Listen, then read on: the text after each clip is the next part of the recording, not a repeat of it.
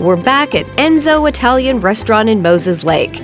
With fabulous food and an atmosphere dripping in Italian charm, everyone around agrees that ENZO is extra special for a town like this. You don't feel like you're in Moses Lake, Washington, that's for sure. You have like a very city feel. It's different, kind of New York, Frank Sinatra vibes. You just really feel like you're somewhere else when you come in here. I had retired in January of 2020. Rhonda Casciotti is the co-owner of ENZO Italian Restaurant.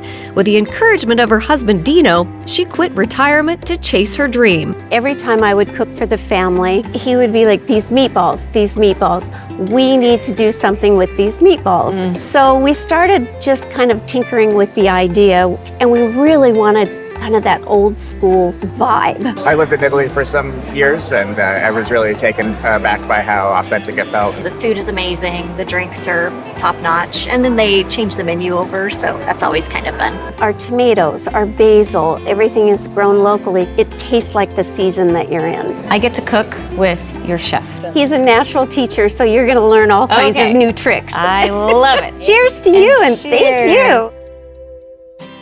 Time to cook with Executive Chef Desmond Campos. What kind of beets are these? These are just golden beets. Super so bright, vibrant, pretty. Perfect for the summer. And of course, this area, known for your potatoes. Yeah, definitely. So, are there items on the menu that people are like, you can't ever change this? Our spaghetti and meatball. Of I mean, you course, can't. course. That's the best. Anybody that comes in for the first time, I tell them to get our spaghetti and meatball. After it's done searing, we finish the steak in the oven and let it rest. Now it's time for the vegetable hash. Don't make me cut an onion. That's my nemesis. Can't have right you crying there. on camera. No, I just don't know how. Like, I cut it different every single time. I want everything to taste good, right? Yes. But I think people eat with their eyes first. Oh, yeah. Or it gets to the table and you're like, wow. Yeah. And so the cut we're gonna do is a julienne, kind of like a matchstick, right? This cut is the one that gets everybody. You're doing it great though. If you want everything to be like super uniform, Yeah. you make your cut, leave that on the knife, and then use it to like measure.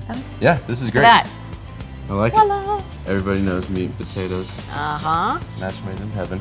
We start by searing potatoes and mushrooms, then add some salt and pepper, onion, and garlic.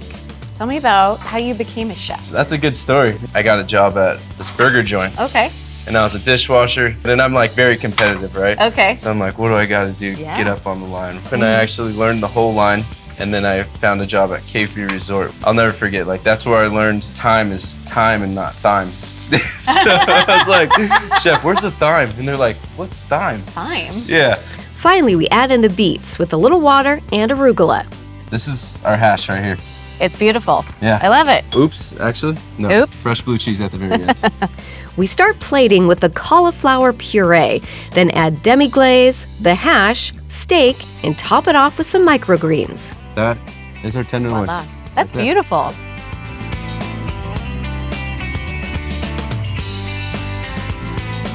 How am I going to try to eat this? So, Oh my gosh. I just taste deliciousness. I mean, it's an umami dish. And you get everything all in one right there. Simple, fresh ingredients. That's the kind of response we want. You keep talking, I'll keep eating. Yeah, you keep eating. Okay. And, like, For this and other chef-inspired recipes adapted for home cooks, visit wagrown.com.